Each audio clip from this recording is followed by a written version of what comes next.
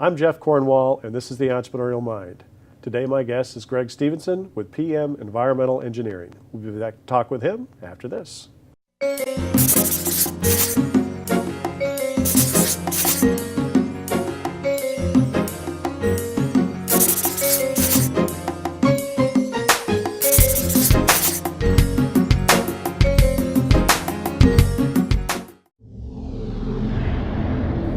Talkapolis programming is sponsored in part by the Vane Center, now celebrating 10 years service in Nashville, Tennessee.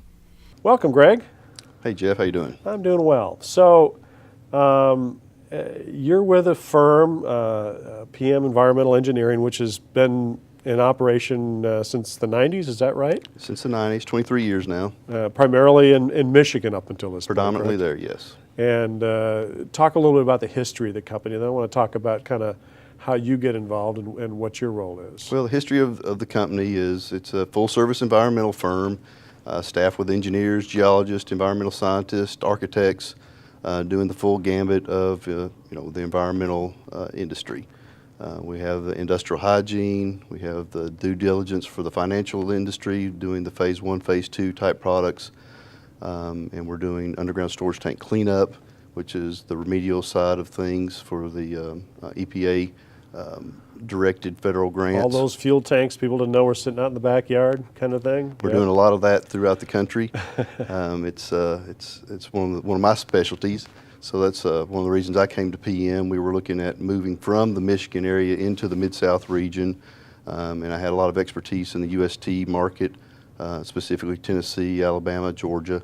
So talk about their decision to come down here. They've obviously had success for over 2 decades up in Michigan. Right. What kind of led them to want to make that kind of geographic expansion at this point? Well, they had their original outreach office was in Decatur, Alabama, where they had some success there, and they just started building from that and looking at what the market was doing and where the best place for the next step was. So we kind of split the difference between Decatur going up towards the north and settled on Middle Tennessee. So they've had some designs on growing geographically all along.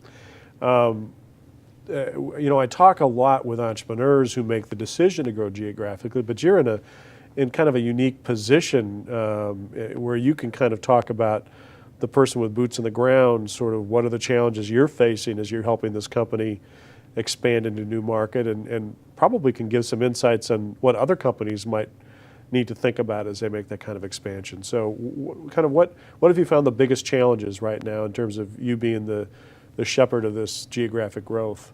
Well, one of the challenges is you're away from the mothership. Right. You're trying to develop all the same services that you have in your bigger offices and trying to do that on a skeleton staff, so that's always a challenge as well.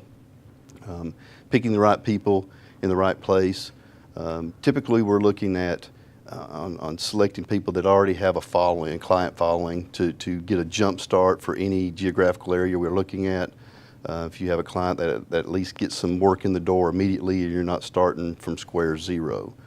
Have you had some name recognition challenge to overcome? Because I know other companies that I know, especially even in construction industry and so forth, you get a very good regional reputation and maybe are a big player in the market you're in. Now you're in a whole different part of the country.